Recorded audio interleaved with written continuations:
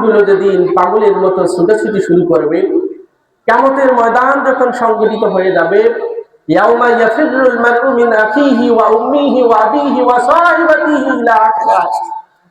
কিয়ামতের ময়দান যখন সংগঠিত হয়ে যাবে, দুনিয়ার জীবনে আমি যদি বিপদে পড়ি, আমার যদি আপন ভাই থাকে, তাহলে সবচেয়ে দৌড়ে গিয়ে আমাকে বিপদ মুক্ত করার জন্য কে দৌড়ে যাবে?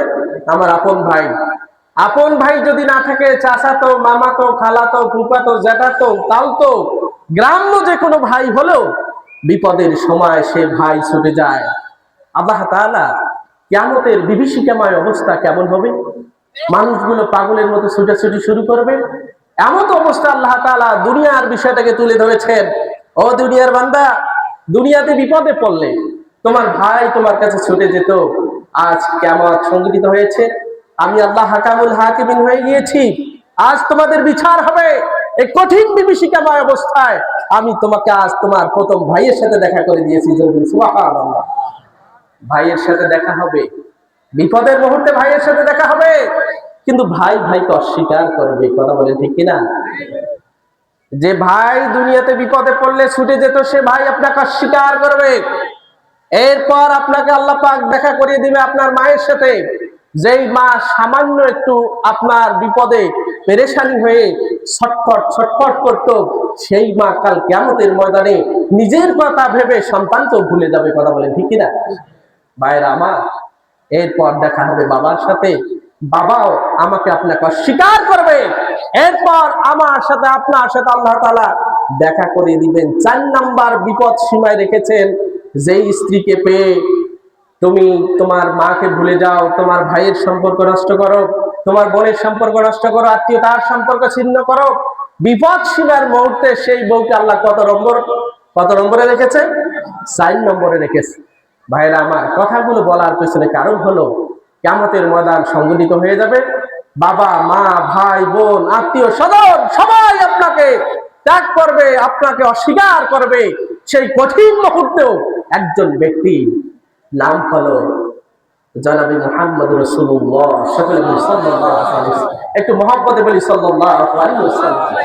সবাই যেখানে স্বীকার করবে, সবাই যেখানে আপনাকে হেল্প করার জন্য এগিয়ে আসবে না, সেখানে আপনার জন্য একজন ব্যক্তি আল্লাহর দরবারে আরশে আজিমের নিচে সিজদাবনত থেকে ইয়া নাফসি না বলে ইয়া উম্মতি বলবে। দরবারে সুবহানাল্লাহ।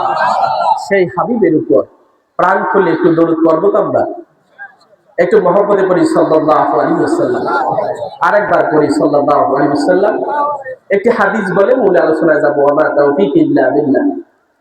ভাইরা আমার, عن أنس بن مالك رضي الله تعالى عنه قال قال رسول الله صلى الله عليه وسلم يستمع المؤمنون يوم القيامة فيقولون لو استشفعنا إلى ربنا حتى يرينا من مكاننا هذا। কিয়ামতের ময়দান যখন সংঘটিত হয়ে যাবে, মুমিনরা দলবদ্ধ হবে।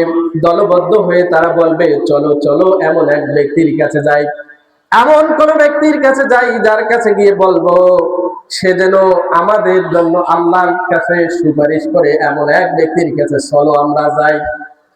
হাদিসে এসেছে ভাইরা আমার, ফায়াতুনা আদম আলাইহিস সালাতু ওয়াস সালাম, মুমিনরা দলবদ্ধ হয়ে পৃথিবীর প্রথম মানব, আমার আপনার আদি পিতা, তামাম পৃথিবীর সমস্ত মানুষের আব্বা আদম আলাইহিস সালামের কাছে মুমিনরা যাবে। মুমিনরা গিয়ে বলবে, ইয়া আদম আনতা আদম আবুন নাস, হে আদম আপনি হলেন সমগ্র পৃথিবীর মানুষের আব্বা, সমগ্র পৃথিবীর মানুষের পিতা। খালাকাকাল্লাহু বিয়াদিহি, আমার আল্লাহ নিজ হাতে আপনাকে সৃষ্টি করেছে। সুবহানাল্লাহ বলবেন না? আমি দেখে এসেছি জেদ্দায় আদম এবং হাওয়া আলাইহিস সালামের কবর আমি জিয়ারত করে এসেছি। 60 হাত লম্বা। কত হাত লম্বা? 60 হাত লম্বা কবর। পৃথিবীর মুমিনরা কিয়ামতের ময়দানে আদম আলাইহিস সালামের কাছে গিয়ে বলবে, ইয়া আদম আপনি হলেন তামাম পৃথিবীর মানুষের আব্বা, খালাকাকাল্লাহু বিয়াদিহি, আল্লাহ আপনাকে আপন মহিমায় স্বীয় কুদরতি হাতে আপনাকে সৃষ্টি করেছেন। আমরা আজ বিপদে পড়েছি, হে নবী আদম আপনি আমাদেরকে কি করুন, আমাদের জন্য আল্লাহর দরবারে শাফায়াত করুন। আদম আলাইহিস সালাম বলবে নাফসি নাফসি নাফসি নাফসি, যাও চলে যাও, আমি নিজেই পেরেশানিতে আছি, আমি তোমাদেরকে কোনো হেল্প করতে পারবো না। ভাইয়ের আমার, হাদিসে এসেছে এরপরে আদম আলাইহিস সালাম আমাদেরকে দেখিয়ে দিবেন, যাও তোমরা নূহ আলাইহিস সালামের কাছে। আমরা যাব নূহ আলাইহিস সালামের কাছে। নূহ আলাইহিস সালামকে যখন বলা হবে, ও আল্লাহর নবী, আপনি আমাদের জন্য আল্লাহর দরবারে শাফায়াত করুন, নূহ আলাইহিস সালাম সেম একই কথা বলবে, নাফসি নাফসি। এরপর নূহ আলাইহিস সালাম বলবে, ফাযহাবু ইলা ইব্রাহিম খলিলুল্লাহ, তোমরা আল্লাহর নবী ইব্রাহিম খলিলুল্লাহর কাছে যাও, খলিলুল্লাহকে গিয়ে বলো, তিনি হয়তো তোমাদের জন্য আল্লাহর দরবারে শাফায়াত করবে। মুমিনরা দলবদ্ধ হয়ে ইব্রাহিম খলিলুল্লাহর কাছে যাবে। ইব্রাহিম খলিলুল্লাহ বলবেন, নাফসি নাফসি, আমি আর নিজেকে নিয়ে বড় পেরেশানিতে রয়েছি, আমি তোমাদের জন্য শাফায়াত করতে পারবো না। যাও যাও, তোমরা মূসা কালিমুল্লাহর কাছে যাও। ভাইরা আমার, মুমিনরা মূসা কালিমুল্লাহর কাছে যাবে। মূসা কালিমুল্লাহকে গিয়ে বলবে, মূসা কালিমুল্লাহ, আমরা বাবা আদম আলাইহিস সালাম থেকে শুরু করে নূহ আলাইহিস সালাম, ইব্রাহিম আলাইহিস সালাম পর্যন্ত আমরা তাদের দ্বারে দ্বারে গিয়ে ফিরে এসেছি, অনেক বড় আশা নিয়ে আপনার কাছে এসেছি, আপনি আল্লাহর দরবারে আমাদের জন্য শাফায়াত কামনা করেন। মূসা কালিমুল্লাহ বলবেন, নাফসি নাফসি, আমি নিজে পেরেশানিতে রয়েছি, আমি তোমাদের জন্য আল্লাহর দরবারে শাফায়াত করতে পারবো না। যাও যাও যাও, ফাযহাবু ইলা ঈসা রূহুল্লাহ, যাও তোমরা ঈসা রূহুল্লাহর কাছে যাও, ঈসা রূহুল্লাহ হয়তো তোমাদের জন্য আল্লাহর দরবারে শাফায়াত করতে পারবে। ভাইরা আমার, কষ্টের ইতিহাস ভালো করে শুনেন। মুমিনরা ছুটে যাবে ঈসা রূহুল্লাহর কাছে। ঈসা রূহুল্লাহ বলবে, নাফসি নাফসি। এরপরে ঈসা রূহুল্লাহ বলবে, যাও তোমরা মুহাম্মদ রাসূলুল্লাহ সাল্লাল্লাহু আলাইহি ওয়াসাল্লাম, তোমরা মুহাম্মদ রাসূলুল্লাহর কাছে যাও। তখন মুমিনেরা মুহাম্মদ রাসূলুল্লাহ সাল্লাল্লাহু আলাইহি ওয়াসাল্লামের কাছে যাবে। দেখতে পাবে মুহাম্মদ রাসূলুল্লাহ সাল্লাল্লাহু আলাইহি ওয়াসাল্লাম দয়া নবী, মায়া নবী, উম্মতের জন্য কতটা কান্ডারি। আল্লাহর আরশে আজিমের নিচে আমার হাবিব মুহাম্মদ রাসূলুল্লাহ সাল্লাল্লাহু আলাইহি ওয়াসাল্লাম সিজদায় অবনত হয়ে আল্লাহর দরবারে সিজদা দিতে থাকবে। আল্লাহ পাক রব্বুল আলামিন প্রিয় হাবিবকে বলবেন, হাবিব ইরফা রাসাকা, ও আমার বন্ধুরে, তোমার মাথা উঁচু করো, সাল, প্রশ্ন করো, তুতা, যা চাও আমি তোমাকে দিয়ে দেব। আমার হাবিব মাথা উঠাবেন। আমার হাবিব বলবেন, ইয়া উম্মতি ইয়া উম্মতি, উম্মতের জন্য আমার হাবিব কাল কিয়ামতের ময়দানে রোজ মাহশরে আপনার জন্য শাফায়াতের জন্য আল্লাহর দরবারে সেদিন ফরিয়াদ করবেন। জোরে বলি সুবহানাল্লাহ। সেই হাবিবের উপর আজকে আমাদের এই তাফসীর মাহফিলের শুরুতে আমরা আরো একবার দরুদ পড়ি, সকলে বলি সাল্লাল্লাহু আলাইহি ওয়াসাল্লাম। ভাইরা আমার, আন-নাবিয়্যু আওলা বিল মুমিনিনা মিন আনফুসিহিম, একজন মুমিনের কাছে সবচেয়ে অধিকতর অগ্রাধিকার প্রাপ্ত, সবচেয়ে নিকটতম হচ্ছে আমার নবী। সুবহানাল্লাহ। আল্লাহর পরে একজন মুমিনের কাছে সবচেয়ে নিকট, সবচেয়ে ভালোবাসা পাওয়ার একমাত্র উপযুক্ত তিনি হচ্ছেন আমার আপনার হাবিব। জোরে জোরে বলি সুবহানাল্লাহ। আল্লাহ কোরআনে বলেছেন, আন-নাবিয়্যু আওলা, ইসমে তাফজিলের সিগা ব্যবহার করেছেন, সুপারলেটিভ ডিগ্রি ব্যবহার করেছেন।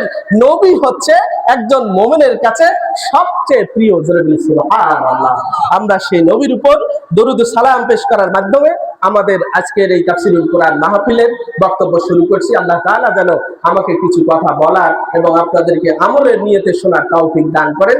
সকলেই প্রাণ খুলে বলি আল্লাহুম্মা আমিন। ধন্যবাদ জানাচ্ছি আপনারা যারা ঘুমকে উপেক্ষা করে আজকে এখানে এসেছেন। আল্লাহ তাআলা এই আমলের বিনিময়ে যেন সবাইকে জান্নাতের উচ্চ মাকাম দান করে। সকলে বলি আল্লাহুম্মা আমিন। ভাইরা আমার, আমরা আলোচনা শুনবো আজকে ইসলামে নারী শিক্ষার গুরুত্ব। শুনতে রাজি আছেন তো? আমার রাসূলুল্লাহ সাল্লাল্লাহু আলাইহি সাল্লাম বলেছেন, আল বানাতু মুবারাকাতুন, বলেন আল বানাতু, বলেন আল বানাতু মুবারাকাতুন, কন্যা সন্তান হলো বরকতময়। সুবহানাল্লাহ, আসতে বলুন সুবহানাল্লাহ। আল বানাতু মুবারাকাতুন, কন্যা সন্তান কি? বরকতময়। আচ্ছা, এখানে কার একটা সন্তান আছে? মেয়ে সন্তান হাত উঠান তো। যাদের একটা মেয়ে সন্তান আছে তারা হাত উঠান। আল্লাহর হাবিব বলেছেন, যার একটা মেয়ে সন্তান রয়েছে, ইসলামী ফিতরাতের উপর যদি সেটাকে লালন পালন করে, আল্লাহ পাক তাকে জান্নাত দিবেন। ফাদাখালাহুল্লাহুল জান্নাহ, আল্লাহ পাক তাকে জান্নাতে প্রবেশ করাবেন। সুবহানাল্লাহ। আজকে আমরা আলোচনা শুনবো ইসলামে নারী শিক্ষার গুরুত্ব। আমি আমার বক্তব্যের শুরুতে বলতে চাই, আল ইসলামু লা ইয়ানকিরু তা'লিমুন নিসাওয়ান বাল ইউশজা আলাইহি। ইসলাম নারী শিক্ষাকে ইনকার করে না, অস্বীকার করে না, বরং ইসলাম নারী শিক্ষাকে সবচেয়ে প্রায়োরিটি দেয়। যারা বলি সুবহানাল্লাহ। আমরা আলোচনা শুনবো আমাদের মেয়েরা উচ্চ শিক্ষার নামে কি শিখতেছে। শুনতে রাজি আছে তো ইনশাআল্লাহ? আমাদের মেয়েদেরকে যে আমরা উচ্চ শিক্ষা শিক্ষিত করতেছি, হায়ার এডুকেটেড করতেছি, স্কুল কলেজ ইউনিভার্সিটিতে পড়াচ্ছি, আসলে উচ্চ শিক্ষার নামে আপনার কলেজের টুকরো মেয়েটা কি শিখতেছে আমরা শুনতে রাজি আছি তো ইনশাআল্লাহ? এরপর আমরা শুনবো কেরিয়ার গঠনের নামে, আমাদের মেয়ে সন্তানদের কেরিয়ার গঠনের নামে পর্দাহীন শিক্ষা ব্যবস্থার স্বরূপটা কি। আপনার মেয়ে স্কুল কলেজ ইউনিভার্সিটিতে পড়ে, ভালো চাকরি পাচ্ছে, ভালো ক্যারিয়ার গঠন করতেছে, কিন্তু আসলে সে কি আদৌ ইসলামের মধ্যে আছে কিনা, বিষয়টা আমাদের জানা আছে, মানে দরকার আছে কিনা বলেন। সম্মানিত ভাইয়েরা আমার, প্রচলিত আমাদের স্কুল এবং কলেজে যে ড্রেস আপ আছে, স্কুলের যে ইউনিফর্ম আছে, এই ইউনিফর্ম আমার আল্লাহ তাআলার দেওয়া কিনা। আমি একজন আলেম, আমার মেয়ে স্কুলে পড়তেছে, আমার মেয়ের স্কুল ড্রেসটা তো আমাকে দেখতে হবে নাকি? আপনারা স্কুল ড্রেসগুলো দেখেন নাই? দেখছেন কিনা? স্কুল ড্রেসে যে ওড়নাটা পরা হয়, ওড়নাটা কি পর্যাপ্ত? কথা বলেন, পর্যাপ্ত?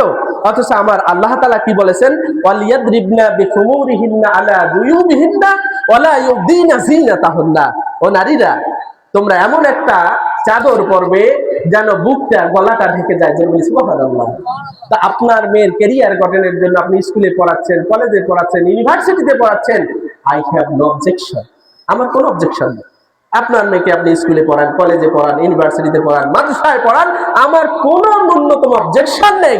কিন্তু আমার অবজেকশন হচ্ছে, আপনার মেয়ে যখন আল্লাহ প্রদত্ত পর্দা লঙ্ঘন করে, মানব কর্তৃক তৈরিকৃত স্কুল ড্রেস, কলেজের ইউনিফর্ম পরে, তার শরীরের ভাগ, আকার, আকৃতিগুলো রাস্তায় যুবকদেরকে দেখিয়ে, স্কুলে কলেজে টিচারদেরকে দেখিয়ে বিভিন্ন ভাবে তার আল্লাহ পাক তার যে শরীরটা ঢাকার যে নির্দেশ দিয়েছেন সেটা যখন উপেক্ষা করে সে শিক্ষা গ্রহণ করতে যাচ্ছে, এই জায়গায় আই হ্যাভ অবজেকশন।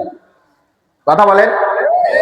আপনারা কি আপনাদের মেয়েকে অর্ধ উলঙ্গ অথবা শরীরের ভাঁজ, আকার, আকৃতি আরেকজন দেখুক, আপনারা সেটা দেখতে চান? দেখে খুব খুশি মনে হয়? তাহলে আমাদের দেশে প্রচলিত যে স্কুল ড্রেস, এটা চেঞ্জ করতে হবে। এটার ব্যাপারে আমাদের জোরালো কথা বলতে হবে। একজন মুসলিম মেয়ে, সে আল্লাহ প্রদত্ত পোশাক যেমনে যেমনে পড়তে বলেছে, এই পোশাক পরিধান করে সে স্কুলে পড়বে, কলেজে পড়বে, ইউনিভার্সিটিতে পড়বে, সে পিএইচডি করবে, সে যা পড়া আছে পৃথিবীর সব পড়বে, আমাদের কোনো আপত্তি নেই। কিন্তু আল্লাহ প্রদত্ত ড্রেস কোড মেনে চলতে বলেন, চলতে। কিন্তু আপনার মেয়ে কি সেটা করছে? আপনার মেয়ে যেটা স্কুলে পড়তেছে সেটা তো স্কুল ড্রেস পরে যাচ্ছে, আপনি কোনোদিন সেটা প্রতিবাদ করেছেন? আবার কিছু কুলাঙ্গার শিক্ষককে দেখা যায় যারা স্কুলে পড়ার কারণে, কলেজে পড়ার কারণে, ইউনিভার্সিটিতে পড়ার কারণে বোরকা অথবা হেজাব পরে যখন তারা যায়, তখন তাদেরকে হেনস্তার শিকার হতে হয়। কথা বলে ঠিক কিনা? এই বিষয়গুলো আমাদের কথা বলতে হবে। এই বিষয়গুলো আমাদের কি করতে হবে? কথা বলতে হবে। ভাইয়েরা আমার, আমরা আপনাদের একটু দৃষ্টি আকর্ষণ করছি, ওসমান হাদির নাম বাংলাদেশে শোনে নাই এরকম কোন মানুষ আছে? কথা বলেন, আছে? ওসমান হাদি বাংলাদেশের একজন উজ্জ্বল নক্ষত্র, আল্লাহর পক্ষ থেকে সরাসরি আমাদের জন্য একটা আশীর্বাদ ছিল। কথা বলেন ঠিক কিনা? কিন্তু নৃশংস ভাবে কুলাঙ্গাররা তাকে এই জমিনে থাকতে দেয় নাই। কথা বলেন ভাইরা আমার, তার তো একটা ওয়াইফ ছিল, ছিল কিনা?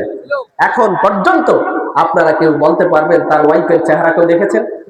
দেখেছেন? তার মর্যাদা বেড়েছে না কমেছে? কথা বলেন, তার মর্যাদা বেড়েছে না কমেছে?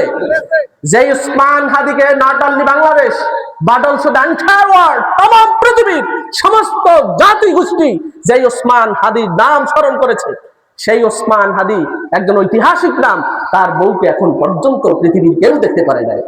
এটাই তো গায়রত, এটাই হেডম, এটাই মুসলিম সভ্যতা, এটাই হচ্ছে মুসলিম আধুনিকতা, এটার নামই হচ্ছে ইসলাম। কথা বলেন ঠিক কিনা? কিন্তু আপনার মেয়ে কি করতেছে? কথা বলেন। 16 ডিসেম্বর এই যে পয়লা বৈশাখ আসতেছে, কি আসতেছে বলেন? আমি কিন্তু শিক্ষা ব্যবস্থার উপর কথা বলছি, নারী শিক্ষা ব্যবস্থা। পয়লা বৈশাখ আসতেছে। পয়লা বৈশাখে আপনার ষোড়শী, আপনার রূপসী, আপনার অ্যাডোলসেন্স, আপনার ওই যে বয়সন্ধিকালের মেয়েটা, ক্লাস 9-10-এ পড়ুয়া মেয়েটা, ইন্টারমিডিয়েট পড়ুয়া মেয়েটা, পয়লা বৈশাখে যেমন খুশি তেমন সাজে, রঙ্গলীলা পরে মাঠের মধ্যে, মঞ্চের মধ্যে হাজার হাজার মানুষের সামনে শরীরের ভাঁজগুলো বিকিয়ে রঙ্গে ঢঙ্গে গান গেয়ে সব যুবককে মাতাল করে যাচ্ছে। আপনি বাবা, আপনি মঞ্চে বসে আছেন, আপনিও হাততালি দিচ্ছেন। এরকম বাবা আছে না নাই? এক কথা বলেন, আছে না নাই? এরকম ভাই আছে না নাই? এরকম শিক্ষক আছে না নাই? আবারও কেউ কেউ এগুলো ভিডিও ধারণ করে, কেউ কেউ না, বাবা, আপন বাবা তার মেয়ের অঙ্গভঙ্গি, তার মেয়ের এই মানে ইসলামের বিপক্ষে নৃত্য, এটা ধারণ করে ফেসবুকে দিয়ে ক্যাপশন কি দিয়েছে জানেন? আলহামদুলিল্লাহ, মাশাআল্লাহ, আমার মেয়ে নাচতেও পারে, গাইতেও পারে, ও আবার মুসলমানও দাবি করে। কথা বলেন ঠিক কিনা? এই সব বিষয়ে আমরা কথা বলতে হবে ভাইয়েরা আমার। আপনাদেরকে বলি, রাসূলুল্লাহ বলেছেন, সালাসাতুল্লাহ ইয়াদখুলুনাল জান্নাহ, 3 ধরনের ব্যক্তি জান্নাতে প্রবেশ করবে না। তার মধ্যে অন্যতম হলো দায়ুস। দায়ুস কাকে বলে?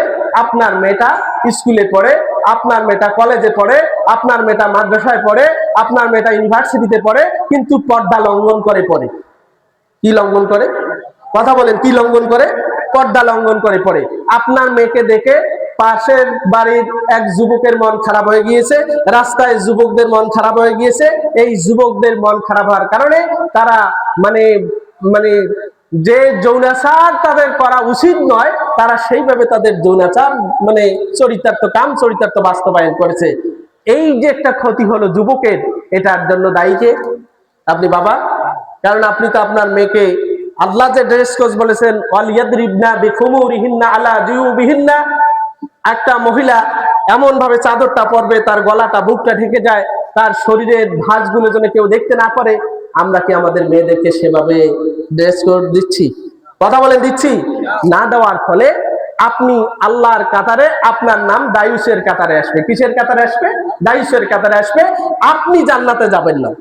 এখন তো মডার্ন সময় এসেছে, বউ জামাই ওই যে বিবাহ বার্ষিকী পালন করতে গিয়ে বউকে ভালোভাবে মেকআপ করে সাজিয়ে ফেসবুকে ছবি আপলোড দিচ্ছে। বিবাহ বার্ষিকী আলহামদুলিল্লাহ 1 বছর পরিপূর্ণ হলো, নাউজুবিল্লাহ আসতে বলুন, একটু নাউজুবিল্লাহ আসতে বলুন। নিজের বউকে সাজিয়ে গুজিয়ে কোথায় ছবি আপলোড দিল? ফেসবুকে। ক্যাপশন কি? আলহামদুলিল্লাহ 1 বছর আমরা কি করলাম? সুখে পার করলাম। ভাইরা আমার, আসুন আমরা আলোচনা শুনবো। আল্লাহ সুবহানাহু ওয়া তাআলা যেন আমাদেরকে আলোচনা শোনার এবং বোঝার তৌফিক দান করেন। সকলে বলি আল্লাহুম্মা আমিন। আজকে উচ্চ পড়াশোনার মাধ্যমে ক্যারিয়ার গঠন করতে গিয়ে বিয়ে শাদী আমরা আমাদের মেয়েদেরকে দেরিতে দিচ্ছি কিনা বলেন? যার ফলে কি ঘটতেছে এ বিষয়ে আমি সংক্ষেপে আলোচনা করব। আরো আলোচনা করব যৌনতা এক প্রকার ক্ষুধা। পেটের ক্ষুধা যেমনটা, তার থেকে তীব্র ক্ষুধা হলো যৌন ক্ষুধা।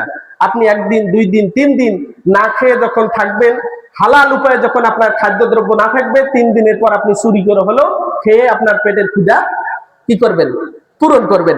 আপনার মেয়ে যুবক হয়েছে, আপনার ছেলে যুবতী হয়েছে, আপনার মেয়ের যৌন আল্লাহ পাক যৌন ক্ষমতা দিয়েছে, আপনার মেয়ে এখন সে স্বামী গ্রহণ করতে সক্ষম, কিন্তু আপনি ক্যারিয়ার গঠনের নামে, উচ্চ শিক্ষার নামে আপনার মেয়েকে বিয়ে শাদী দিচ্ছেন না। কথা বলেন, এরকম হচ্ছে কিনা? এরকম হচ্ছে না? আপনি বিয়ে শাদী দিচ্ছেন না। আপনার এই মেয়েটা 1 দিন 2 দিন 3 দিন 4 দিন 5 দিন, আল্লাহ যাদেরকে হেফাজত করে, যারা নিজেরা হেফাজত হতে চায়, তারা ব্যতীত এই সংখ্যাটা খুব কম। অধিকাংশ আমার মেয়ে, আপনার মেয়ে, আমার বোন, আপনার বোন, তারা তাদের চরিত্রকে ঠিক রাখতে পারছে না। অথচ আপনি ক্যারিয়ার গঠনের নামে, উচ্চ শিক্ষার নামে আপনার মেয়েটা পরিণত বয়স হয়েছে বিয়ার, আপনি বিয়ে দিচ্ছেন না। এরকম আছে না নাই বলেন? ভাইয়েরা আমার, বাংলাদেশে একটা মানে টপ নিউজ, একটা শিশু শিল্পী, নামটা ভুলে গেলাম, লুবাবা নাকি যেন মেয়ে, 16 বছর বয়স। সে এতদিন নাচ গান করেছে, এখন সে বৈধ উপায়ে বিয়ে করেছে, নাচ গান ছেড়ে দিয়েছে, বোরকা পরিধান করেছে। এটা ভালো না খারাপ? নাস্তিক পাড়ায় আগুন লেগে গেছে, বাল্য বিবাহ। এটা নাকি আইনগত অপরাধ, শাস্তিযোগ্য অপরাধ, 2 বছর জেলে থাকতে হবে, 1 লাখ টাকা কি দিতে হবে, জরিমানা দিতে হবে। আচ্ছা বলুন তো, এই মেয়েটা এতদিন নর্তকীর মতো আচরণ করেছে, সেই সময় কোনো সুশীল সমাজ কোনো কথা বলে নাই। আজ যখন সে বৈধভাবে সে বোরকা পরেছে, ইসলামী ড্রেস কোড মেনেছে, আজ যখন সে বৈধ বিবাহ করেছে, আজ নাস্তিক পাড়ায় আগুন লেগে গিয়েছে। কেন সে 16 বছর বয়সে বিয়ে করলে? কথা বলেন ঠিক কিনা? এই বাংলাদেশের দুইবারের সফল প্রধানমন্ত্রী, যিনি বাংলাদেশের একজন অবিসাংবাদিত নেত্রী, যিনি ভারতের বিরুদ্ধে একজন অকুতোভয় একজন নেত্রী ছিলেন, আমরা সবাই নাম জানি। জানেন না নাম কি? বেগম খালেদা জিয়া। বিয়ে হয়েছিল কয় বছরে জানেন আপনারা? 16 বছর বয়সে বিয়ে হয়েছে। ওরা তো পড়াশোনা করে না, ওরা পড়াশোনা করে না। 16 বছর বয়সে আমাদের বেগম খালেদা জিয়ার বিয়ে হওয়ার পরে তার ক্যারিয়ারের কোনো ঘাটতি হয়েছে? বলেন, ক্যারিয়ারে ঘাটতি হয়েছে? বরঞ্চ এদেশের দুইবারের সফল প্রধানমন্ত্রী ছিল। কথা বলেন ঠিক কিনা? তাহলে যারা মেয়েদের উচ্চ শিক্ষার নামে, ক্যারিয়ার গঠনের নামে যারা আপনি আমি যারা আমাদের মেয়েদের বিয়ে শাদী দিচ্ছি না, আর আমার মেয়ে আপনার মেয়ে সে অন্যভাবে যে কোনো ভাবে হোক তার চরিত্রকে যে নষ্ট করে দিচ্ছে, এটার জন্য আপনি বাবা, আমি বাবা, আপনি ভাই, আমি ভাই, আমি চাচা, আমরাই দায়ী। কথা বলেন ঠিক কিনা?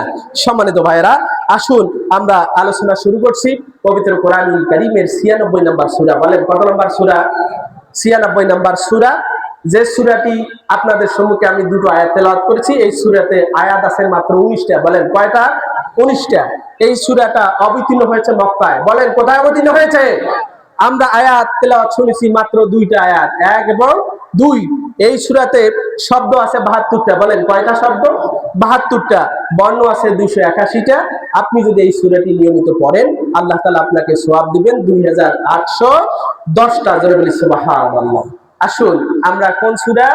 বলেন সূরা আলাক। বলেন সূরা আলাক। এই আলাকটা কোথা থেকে আসলো? নামকরণটা শুনি বলেই আমি আমার মূল আলোচনায় চলে যাচ্ছি। আমরা যে দুটো আয়াত তেলাওয়াত শুনেছি, দ্বিতীয় আয়াতের শেষের যে শব্দটা আল্লাহ বলছেন, খলাকাল ইনসানা মিন আলাক, আমি মানুষকে সৃষ্টি করেছি আলাক থেকে। কি থেকে? বলেন আলাক থেকে। আলাক শব্দের অর্থ হলো রক্তপিণ্ড। বলেন আলাক শব্দের অর্থ কি? রক্তপিণ্ড। আলাক শব্দের অর্থ কি? যোগ। আলাক শব্দের অর্থ কি? লেগে থাকা। আলাক শব্দের অর্থ কি? সম্পর্ক তৈরি করা। এরকম অনেক অর্থ রয়েছে। আমরা এই সমস্ত অর্থ থেকে একটা অর্থের ব্যাখ্যা করব। সকলে বলি আল্লাহুম্মা আমিন। আলাক শব্দের অর্থ সম্পর্ক তৈরি করা। বলেন আলাক শব্দের অর্থ কি? সম্পর্ক তৈরি করা। ভাইরা আমার, আলাক শব্দের অর্থ সম্পর্ক তৈরি করা কিভাবে হলো একটু কান খুলে শোনার চেষ্টা করুন ভাইরা আমার। মক্কা থেকে প্রায় 6 কিলোমিটার দূরে উত্তর পূর্বে আসা একটি পর্বতের নাম হচ্ছে জাবালে নূর, অর্থাৎ আলোর পর্বত। বলেন জাবালে নূর শব্দের অর্থ কি? আলোর পর্বত। ভাইরা আমার, দুইবার দেখে আসার সুযোগ হয়েছে। এই জাবালে নূর পর্বত প্রায় 1000 মিটার উঁচু পর্বত। সমতল ভূমি থেকে 200 থেকে 250 মিটার পর্যন্ত গাড়ি চালিয়ে যাওয়া যায়, এরপরে আর গাড়ি চলে না। ভাইরা আমার, প্রায় 1000 মিটার উঁচু জাবালে নূর পর্বতের একদম উপরে হেরা পর্বত গুহা, ছোট্ট একটা জায়গা, মাত্র 12 ফিট দৈর্ঘ্য, 5 ফিট প্রশস্ত, 4 ফিট উচ্চতা, ছোট্ট একটা জায়গায় আমার আপনার প্রিয় হাবিব জনাবে মুহাম্মদ রাসূলুল্লাহ সাল্লাল্লাহু আলাইহি ওয়াসাল্লাম মক্কার বাড়ি ছেড়ে হাজার হাজার সহস্র পাহাড় পর্বত ডিঙ্গিয়ে কত কষ্ট করে আমার হাবিব মক্কা থেকে সেই জাবাল নূর পর্বতে আসছেন। আপনারা যারা মক্কায় গিয়েছেন, যারা হজে গিয়েছেন, উমরায় গিয়েছেন, সচক্ষে যারা দেখেছেন, তাদের চোখ বেয়ে পানি আসবে। মক্কা থেকে 6 কিলোমিটার দূরে রাস্তা তেমন ভালো ছিল না। খাড়া খাড়া উঁচু পাহাড়, পাহাড়গুলো পাথরগুলো লোহার চেয়েও শক্ত। এরকম সহস্র হাজার পাহাড় ডিঙ্গিয়ে আমার হাবিব মুহাম্মদ রাসূলুল্লাহ সাল্লাল্লাহু আলাইহি ওয়াসাল্লাম আত্মমানবতার কল্যাণের জন্য, পথহারা দিশাহারা মানুষগুলোকে জান্নাতের দিকে নেওয়ার জন্য আমার হাবিব জাবালে নূর পর্বতের উপরে হেরা পর্বত গুহায় ধ্যানমগ্ন থাকতেন। এই ধ্যানমগ্ন থাকা অবস্থায় আল্লাহ রাব্বুল আলামিন আমার নবী, আপনার নবী মুহাম্মদ রাসূলুল্লাহ সাল্লাল্লাহু আলাইহি সাল্লামের কাছে পবিত্র কোরআনুল কারীমের এই সূরার আয়াত নাযিল করলেন। ইকরা, পড়ো। বলেন কি? পড়ো। হে নবী, ইকরা বিসমি রাব্বিকাল্লাযী খালাক।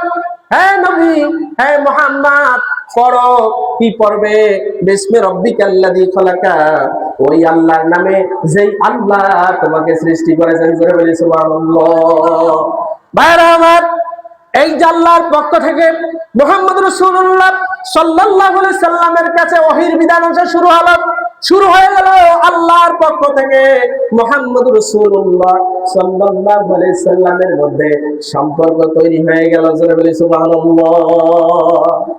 এই যে আলাক শব্দের অর্থ হলো সম্পর্ক তৈরি হওয়া। কিভাবে সম্পর্ক তৈরি হলো? আল্লাহর পক্ষ থেকে ওহী নাজিল শুরু হয়ে সেই হেরা পর্বত গুহায় যখন আল্লাহর হাবিবের উপর নাজিল হয়ে গেলে কোরআনুল কারীম যখন নাজিল হলো, এই কোরআন কারীম নাজিল হওয়ার মাধ্যমে আল্লাহর সাথে বান্দার সম্পর্ক তৈরি হয়ে গেল। সুবহানাল্লাহ। ভাইরা আমার, আয়েশা রাদিয়াল্লাহু তাআলা আনহা হাদিস বর্ণনা করছেন, কানা আউয়ালু মা বুদিয়া বিহি রাসূলুল্লাহ সাল্লাল্লাহু আলাইহি ওয়াসাল্লাম মিনাল ওয়াহয়ি রুইয়া সাদিকা ফিন নাওমে। আম্মা জান আয়েশা সিদ্দিকা রাদিয়াল্লাহু তাআলা আনহা বলেন, হাদিস বর্ণনা করছেন যে নবী মুহাম্মদ রাসূলুল্লাহ সাল্লাল্লাহু আলাইহি ওয়াসাল্লামের কাছে ঘুমের ঘোরে ওহী নাজিল হতো। কিসে ওহী নাজিল হতো? যখন তিনি ঘুমাতেন, ঘুমের মধ্যে ওহী নাজিল হতো। আর ওই ওহীটা ফাকানা লা ইউরা রুয়ান ইল্লা জাআত মিসলু ফালাকিস সুবহ, যখন দিন হয়ে যেত এই ওহীটা সত্যে প্রমাণিত হতো। সুবহানাল্লাহ। এইরকম যখন হওয়া শুরু হয়ে গেল, সুম্মা হুব্বিবা ইলাইহিল খালা, আল্লাহর হাবিব নির্জন বসবাস করাটা পছন্দ করে নিলেন, নিজে প্রিয় করে নিলেন। আল্লাহর হাবিব মক্কা থেকে 6 কিলোমিটার দূরে গিয়ে জাবালে নূর পর্বতের উপরে উঠে সেই হেরা পর্বত গুহায় আল্লাহর হাবিব একা একা ধ্যানমগ্ন থাকা শুরু করে দিলেন। জোরে বলি সুবহানাল্লাহ। ভাইরা আমার, এরপর কি হলো? ফাকানা ইয়াখলু বিগারে হেরা, তিনি হেরা পর্বত গুহায় ধ্যানমগ্ন থাকা শুরু করে দিলেন। হাত্তা জা আল হক, অতঃপর সত্য উদ্ভাসিত হলো, আল্লাহর পক্ষ থেকে নাজিল হলো ইকরা, হে নবী আপনি পড়ুন। জোরে বলি সুবহানাল্লাহ। এটা যখন নাজিল হলো, আল্লাহর হাবিব একটু ভয় পেয়ে গেলেন। হাবিব মুহাম্মদ রাসূলুল্লাহ সাল্লাল্লাহু আলাইহি সাল্লাম আসলেন, আম্মা জান খাদিজাতুল কুবরা রাদিয়াল্লাহু তাআলা আনহার কাছে আসলেন, এসে বললেন, জাম্মালুনি, ও আমার খাদিজা, ও আমার বিবি, তুমি আমাকে কি ধরো, তুমি আমাকে আঁকড়িয়ে ধরো, চাদর দিয়ে তুমি আমাকে কি করো, আঁকড়ে ধরো, আমাকে পেঁচিয়ে ধরো, আমি একটু ভয় পেয়েছি। ভাইরা আমার, সেই দিন আম্মা জান খাদিজাতুল কুবরা রাদিয়াল্লাহু তাআলা আনহা বলেছিলেন, ফাওয়াল্লাহি লা ইয়াহজিয়াকাল্লাহু আবাদা, আল্লাহর কসম করে বলছি ইয়া হাবিব, আল্লাহ আপনাকে কখনো লাঞ্ছিত করবে না। সুবহানাল্লাহ। সম্মানিত মা ও বোনেরা, আপনারা যারা আছেন, যারা বিবাহিত স্বামী যারা এখানে রয়েছেন, পৃথিবীর ইতিহাসে স্বামীর উন্নতিতে স্ত্রীর কি আছে? স্ত্রীর অবদান আছে। স্বামী যখন বিপদে পড়ে, স্ত্রী যদি পাশে দাঁড়িয়ে একটু অভয় বাণী দেয়, ওই স্বামী যত বড় বিপদে পড়ুক না কেন, মুহূর্তের মধ্যে বিপদটা তার কাছে একদম কি হয়ে যায়? ফিনিশ হয়ে যায়। আল্লাহর হাবিব যখন এসে বললেন, খাদিজা আমি একটু ভয় পেয়ে গিয়েছি, খাদিজা রাদিয়াল্লাহু তাআলা আনহা তখন বললেন, ফাওয়াল্লাহি, আল্লাহর কসম করে বলছি, ওয়াল্লাহি লা ইয়াহজিয়াকাল্লাহু আবাদা, আল্লাহ আপনাকে কখনো বেইজ্জতি করবে না। এই কথা শোনার পরে রাসূলুল্লাহ সাল্লাল্লাহু আলাইহি সাল্লাম পুরো শক্তি পেলেন, মনটা চাঙ্গা হয়ে গেল। ধরে বলি সুবহানাল্লাহ। এই কারণে ইসলামের ইতিহাসের প্রতিটি পরতে নারীর অবদান আছে না নাই বলেন? আচ্ছা, ওই সময়ে যদি আম্মা জান খাদিজাতুল কুবরা রাদিয়াল্লাহু তাআলা আনহা মক্কার বাড়ি ছেড়ে হাজার হাজার সেই লোহার মতো পাথরকে উপেক্ষা করে সেই 1000 মিটার উঁচুতে হেরা পর্বত গুহায় যদি সেদিন খাদ্যদ্রব্য নিয়ে না যেতেন, আমার রাসূলুল্লাহ কতটা কষ্ট পেতেন? কথা বলেন, আমার রাসূলুল্লাহ কষ্ট পেতেন না? তাহলে এই যে কোরআন নাজিল হওয়াতে আম্মা জান খাদিজা রাদিয়াল্লাহু তাআলা আনহার অবদান নেই? ইসলামে নারীদের অবদান নেই? ইসলামে নারী শিক্ষার দরকার আছে না? কথা বলেন, আছে না? ভাইরা আমার, এই কারণে কবি বলেছেন যে এ বিশ্বে যত ফুটিয়েছে ফুল, ফলিয়েছে যত ফল, নারী দিল তাতে রূপরস সুধা গন্ধ সুনির্মল। কথা বলে ঠিক কিনা? তাজমহলের পাথর দেখিয়েছ কি তার প্রাণ, অন্তরে তার মমতাজ নারী, বাহিরেতে শাহজাহান। কথা বলে ঠিক কিনা? কোন কালে একা হয়নি তো জয়ী কোন পুরুষের দরবারি, প্রেরণা দিয়েছে উৎসাহ জুগিয়েছে বিজয়ী লক্ষ্মী নারী। কথা বলে ঠিক কিনা? দিবসে দিয়েছে শক্তি সাহস, নিশীতে হয়েছে বধূ, পুরুষ এসেছে মরুতৃষ্ণালয়ে, নারী জুগিয়েছে মধু। কথা বলে ঠিক কিনা? তা আমরা ইসলামের ইতিহাস যদি আমরা ঘেটে দেখি, ইসলামের ইতিহাসের প্রতিটি পরতে আম্মা জানদের অবদান আছে না নাই? আমাদের সম্মানিত আম্মা জানরা আমার বক্তব্য হয়তো তারা শুনতে পাচ্ছেন। আমি আপনাদের দৃষ্টি আকর্ষণ করছি, ইসলাম আপনাদেরকে যে মর্যাদা দিয়েছে, মর্তবা দিয়েছে, পৃথিবীর কোন ধর্মগ্রন্থ আমার আম্মাজানদেরকে এত বড় মর্যাদা মর্তবা দেয় নাই। ভাইরা আমার, আসুন আমরা আবারও ফিরে যাচ্ছি, উচ্চ শিক্ষা আমরা আমাদের মেয়েদেরকে দিব, এতে কোনো সন্দেহ নেই। কারণ ইসলামের ইতিহাসে আমাদের আম্মাজানরা প্রত্যেককে জ্ঞানী ছিল, প্রত্যেকের মধ্যে এলেম ছিল, ছিল কিনা বলেন, ছিল কিনা? আমরাও আমাদের সন্তানদেরকে, বিশেষ করে আমাদের মেয়ে সন্তানদেরকে ইসলামের জ্ঞান দেব। আজকে গবেষকরা বলছে, আজকে সায়েন্টিস্টরা বলছে, মেডিকেল সায়েন্স বলছে, মায়ের 93% শরীরের নির্যাস পদার্থ থেকে এই সন্তানের দেহ গঠন হয়, মস্তিষ্ক গঠন হয়, সন্তানের সবকিছু। 93% মানে কি, আর কয় শতাংশ বাকি? তাহলে যেই জায়গা থেকে 93% গঠিত হয়, সেই জাতিকে যদি আমরা অশিক্ষিত রাখি, তাহলে সন্তানটা কি সুশিক্ষিত হবে? কথা বলেন। 93% তৈরি হয় আমার মায়ের কাছ থেকে, তাহলে ওই মাটাকে আসলে শিক্ষিত করা লাগবে না? ভাইয়েরা আমার, আগেরকার দিনে বড় বড় আলেম তৈরি হতো, এখন বড় আলেম তৈরি হয় না কেন? কথা বলেন, একটু উত্তর দেন। আগেকার দিনে বড় বড় আলেম তৈরি হয়েছে, এখন আলেম তৈরি হয় না কেন? আমাদের আম্মাজানরা আগে খুব ভালো ছিল, আমাদের আম্মাজানরা পর্দা করত, আমাদের আম্মাজানরা পাঁচ ওয়াক্ত নামাজ পড়তো, স্বামীর খেদমত করতো, ইসলাম মেনে চলতো। ওই আম্মাজানদের পেটে বড় বড় আল্লাহওয়ালা আলেম, দিনদার পরহেজগার আলেম তৈরি হতো। কথা বলেন ঠিক কিনা? ভাইরা আমার, ফ্যাক্টরি যদি খারাপ হয়, ফ্যাক্টরির মালিক যদি খারাপ হয়, ওই ফ্যাক্টরিতে প্রোডাক্টিভিটি ভালো হবে? কথা বলেন। তা আজ আমরা যে ফ্যাক্টরি থেকে বের হচ্ছি, সেই ফ্যাক্টরিটা যদি আমরা ভালো করতে না পারি, ওই ফ্যাক্টরি থেকে কি ভালো সন্তান উৎপাদন হবে? আজকে অনেক মায়েদেরকে দেখা যায়, তারা দোয়া করে, আল্লাহ তুমি আমার সন্তানটাকে বায়েজিদ বোস্তামির মতো আল্লাহর ওলি বানিয়ে দাও। এরকম মা আছে না নাই? দোয়া করে না? ওই মাকে আমি দু পায়ে মানে হাত দিয়ে করজোর করে আমি বলবো, মা তুমি যে দোয়া করলা বায়েজিদ বোস্তামি হওয়ার জন্য, তোমাকে তো বায়েজিদ বোস্তামির মা হতে হবে নাকি? কথা বলেন। আপনি যে দোয়া করলেন, আপনাকে তো বায়েজিদ বোস্তামির মায়ের কোয়ালিটি থাকতে হবে, তাহলে না আপনার দোয়াটা আল্লাহর দরবারে কবুল হবে। আপনি বায়েজিদ বোস্তামির মা হন নাই, আপনি কাজা কাপড়া করে সিরিয়াল দেখেন। আছে না এরকম আমাদের মা বোন? কথা বলেন, আছে না নাই? আচ্ছা, যে মহিলাটা বাচ্চা কনসেপ্ট হওয়ার পরে, সিরিয়াল দেখবে, গান বাজনা দেখবে, নাটক দেখবে, সিনেমা দেখবে, খারাপ কিছু দেখবে, ওইটার একটা রেডিয়েশন ভিতরে যাবে না?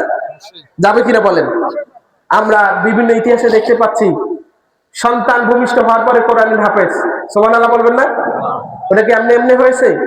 ওর মা ছিল কোরআনের হাফেজা, ওর মা গর্ভ অবস্থায় কতবার কোরআন খতম করেছে তার কোনো হিসাব নেই। এ কারণে সন্তানটা আল্লাহ পাক তাকে কি হাফেজ হিসাবে পৃথিবীতে পাঠিয়েছে। ভূমিষ্ঠ হওয়ার পর থেকে সে কোরআনের পূর্ণাঙ্গ হাফেজ। এটা যদি সত্য হয়ে থাকে, তাহলে যে মাটা সিনেমা দেখে, নাটক দেখে, ড্রামা দেখে, কাজা কাপড়া করে সিরিয়াল দেখে, ওই মাটার যে সন্তানটা হয়, এটা তো হওয়ার পর ডিপজল হবে। কথা বলেন, এটা কি হবে? ওই মা যদি দোয়া করে, আল্লাহ আমার সন্তানটাকে বায়েজিদ বোস্তামি বানিয়ে দাও, আল্লাহ এই দোয়া কবুল করবে? কবুল করবে? তাহলে আপনি যদি আপনার মেয়ে সন্তানটাকে ভালো করতে চান, আপনার ওই মেয়ে সন্তানের মাটাকেও কি হতে হবে? ভালো হতে হবে। আর ওই মেয়ে সন্তানের মাটা তো একদিন মেয়ে ছিল নাকি? আর ওই মেয়েটাকে যদি আমরা কোরআনের শিক্ষা না দেই, দ্বীনি শিক্ষা না দেই, তাহলে আমরা কিভাবে ভালো সন্তান আশা করতে পারি? কথা বলেন। তাহলে সব দিক বিবেচনায় যেটা আমরা দেখতে পাচ্ছি, সেটা হলো আমাদের মেয়ে সন্তানদেরকে ইসলামী শিক্ষা দিতে হবে। এতে কোনো বিন্দু পরিমাণ কি নেই, সন্দেহ নেই। আমার মেয়ে, আপনার মেয়ে এমবিবিএস ডাক্তার হতে হবে। যদি আমরা আমাদের মেয়েদেরকে এমবিবিএস ডাক্তার না বানাই, তাহলে সিজার করবে কে? পুরুষ ডাক্তার করবে? কথা বলেন, পুরুষ ডাক্তার করবে? কিন্তু আমার মেয়ে এমবিবিএস ডাক্তার হবে, আল্লাহ তাআলা ড্রেস কোড মেইনটেইন করে। কথা বলেন ঠিক কিনা? পর্দা উপেক্ষা করে না পর্দা সহ? এরকম আছে না? ডক্টর আফিয়া সিদ্দিকা নাম শুনেছেন? ডক্টর আফিয়া সিদ্দিকা একজন হাফেজে কোরআন। এই মহিলা একজন হাফেজে কোরআন এবং পৃথিবীর একজন শ্রেষ্ঠ নিউরোসায়েন্টিস্ট। হাফেজে কোরআন, হাফেজে কোরআন। সে যখন বক্তৃতা করত, আমেরিকার কুত্তারা, ওই পাগলরা, তারা সহ্য করতে পারে নাই আমার ওই বোনটাকে তারা বিনা দোষে গ্রেফতার করে কত নির্যাতন, অকথ্য নির্যাতনের স্টিমুলার তারা চালিয়েছে। আল্লাহ আমাদের বোনটাকে হেফাজত করুন, সকলে মিলে আল্লাহুম্মা আমিন। অপরাধ, সে হাফেজে কোরআন এবং সে ডাক্তারি যে কোনো বিষয়ে বক্তব্য দিতে গিয়ে কোরআনুল কারীম থেকে সে কি দিত, উদাহরণ দিত, এটাই ছিল তার অপরাধ। এই অপরাধে আমার বোনটাকে তারা আর এই দুনিয়াতে ভালোভাবে বাঁচতে দেয় নাই। তাহলে আফিয়া সিদ্দিকা কি কোরআনের হাফেজ ছিল না? কথা বলেন, ছিল না? তাহলে আমরা আমাদের মেয়েকে হাফেজে কোরআন বানাবো, আমরা আমাদের মেয়েকে এমবিবিএস ডাক্তার বানাবো, আমরা আমাদের মেয়েকে দুনিয়া আখিরাত উভয় শিক্ষায় আমরা শিক্ষিত করব। দিন শিক্ষাকে বাদ দিয়ে আপনার মেয়েকে যদি আপনি অন্য শিক্ষা দেন, তাহলে আপনি কিন্তু আল্লাহ প্রদত্ত জ্ঞানের সাথে বেইমানি করেছেন। কথা বলেন ঠিক কিনা? আর আপনার মেয়ে যখন কোরআনের জ্ঞানের বাহিরে যখন অন্য জ্ঞান অর্জন করবে, আর সে যদি শরীয়ত সম্মত না চলে, তাহলে এটার হিসাব কিন্তু আপনাকে দিতে হবে, হবে কিনা বলেন? এই কারণে আমরা আমাদের সন্তানদেরকে আমরা কি করব, দ্বীনি শিক্ষা দেব। কারা কারা সন্তানকে, বিশেষ করে মেয়ে সন্তানকে দ্বীনি শিক্ষা দিতে চান, একটা হাত উঁচু করে দেখেন। লিল্লাহি তাকবীর, লিল্লাহি তাকবীর, লিল্লাহি তাকবীর, হাত নামান। ভাইরা আমার, আমি আপনাদেরকে দুই একটা হাদিস শুনাই, কেন আপনারা আপনাদের সন্তানদেরকে, বিশেষ করে মেয়ে সন্তানদেরকে কেন আপনি ইসলামের জ্ঞান দেবেন। এক নাম্বার হলো, আমার রাসূলুল্লাহ বলেছেন, আল বানাতু মুবারাকাতুন, কন্যা সন্তানরা হলো বরকতময়। জোরে সুবহানাল্লাহ। একটা হাদিস কি বলেন? আল বানাতু, বলেন আল বানাতু মুবারাকাতুন, কন্যা সন্তান হলো বরকতময়। আল্লাহ পাক যাকে কন্যা সন্তান দিয়েছেন, আল্লাহ পাক তাকে বারাকা দান করেছে। দুই নম্বর হাদিস, রাসূল সাল্লাল্লাহু আলাইহি সাল্লাম বলেছেন, মান আহসানা ইলাল বানাতে আদখালাহুল্লাহুল জান্নাহ। আল্লাহ পাকের প্রিয় হাবিব বলেছেন, কোন ব্যক্তি যদি তার কন্যা সন্তানের সাথে উত্তম আচরণ করে, দ্বীনি ফিতরাতের উপর তাকে লালন পালন করে, রাসূলুল্লাহ বলেছেন যে আদখালাহুল্লাহুল জান্নাহ, আল্লাহ পাক তাকে জান্নাতে প্রবেশ করাবেন। যারা বলি সুবহানাল্লাহ। অপার নিতে চান কি চান না? অপার নিতে চাই কি চাই না? তাহলে আমাদেরকে আল্লাহ পাক যাদেরকে একটা মেয়ে সন্তান দিয়েছে, একটা জান্নাত আল্লাহ আমাদেরকে দিয়েছে। শর্ত কি? শর্ত হলো তাকে কি করতে হবে? ইসলামী ফিতরাতের উপর তাকে লালন পালন করতে হবে। আপনাকে আল্লাহ কন্যা সন্তান দিয়েছে, আর ওই সন্তানকে আপনি ইসলামী হুকুমতের উপর আপনি রাখেন নাই, আপনাকে আল্লাহ কি জান্নাত দিবে? দিবে না। সুতরাং যাকে আল্লাহ পাক একটা মেয়ে সন্তান দিয়েছে, ইসলামী ফিতরাতের উপর যদি আপনি লালন পালন করেন, আল্লাহ পাক ওই মেয়েটার ওসিলায় আপনাকে জান্নাত দিবেন। সুবহানাল্লাহ। এরপর আসেন, রাসূলুল্লাহ বলেছেন, মান রুব্বা ইবনাতাইনি কানাত লাহু সিতরাম মিনান নার। যে ব্যক্তিকে আল্লাহ দুইটা কন্যা সন্তান দিয়েছেন, বলেন কয়টা কন্যা সন্তান? দুইটা কন্যা সন্তান দিয়েছেন, আল্লাহ পাক তাকে জাহান্নামের আগুন থেকে দূরে রাখবেন। সুবহানাল্লাহ, আসতে বলুন। তাহলে এত বড় অফার মিস করা যাবে? কথা বলে মিস করা যাবে? ভাইরা আমার, আমাদের কন্যা সন্তানগুলোকে আমরা হাফেজে কোরআন বানাবো। কি বানাবো? হাফেজে কোরআন বানাবো, আলেমা বানাবো। এরপরে আমরা কলেজে পড়াই, ইউনিভার্সিটিতে পড়াই, আমাদের কোনো সমস্যা নেই। আমাদের মেয়েরা একদিকে হাফেজে কোরআন হবে, অপর দিকে তারা জাগতিক শিক্ষায়, উচ্চ শিক্ষায় শিক্ষিত হবে, তারা দুনিয়াও জানবে, আখিরাতও জানবে। তাহলে আমাদের লাভ হবে না ক্ষতি হবে বলেন তো?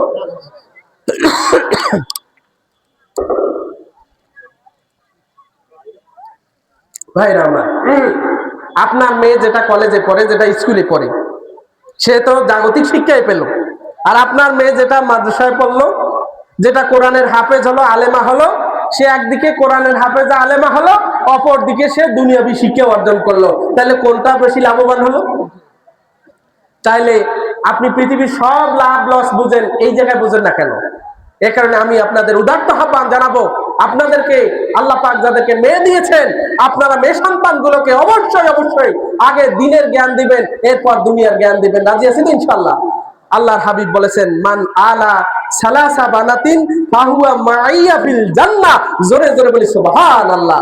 আল্লাহর হাবিব বলেছেন, আল্লাহ পাক যাকে তিনটা মেয়ে দিয়েছেন, ওই তিনটা মেয়েকে যদি সে ইসলামী ফিতরাতের উপর লালন পালন করে, আল্লাহর হাবিব বলেছেন যে ফাহুয়া মাইয়া ফিল জান্নাহ, ওই ব্যক্তি আমি রাসূলের সাথে জান্নাতে যাবে। সুবহানাল্লাহ বলুন। জান্নাতে যেতে চাই কি চাই না? জান্নাতে যেতে চাই কি চাই না?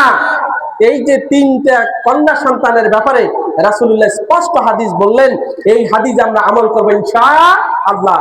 এই যে আপনাদের এলাকার আমার সম্মানিত দুলাভাই খুব চমৎকার একটি উদ্যোগ হাতে নিয়েছে, মহিলা মাদ্রাসা। আসলে পুরুষ মাদ্রাসা অনেক জায়গায় দেখা যায়, পুরুষ হাফিজিয়া মাদ্রাসা প্রায় প্রত্যেক গ্রামে গঞ্জে দেখা যায়, কিন্তু পাশাপাশি মেয়ে হাফিজিয়া মাদ্রাসা খুব রেয়ার, খুব দুষ্প্রাপ্য। ভাইয়ের আমার, মেয়েটাকে যদি আপনি হাফেজে কোরআন বানান, এই মেয়েটার মতো দামি তাহাতা আদিম ইসলামা ফাওকালা, আসমানের নিচে জমিনের উপরে এরকম দামি আর আপনার কাছে কিছুই থাকবে না, এটা সবচেয়ে দামি হবে।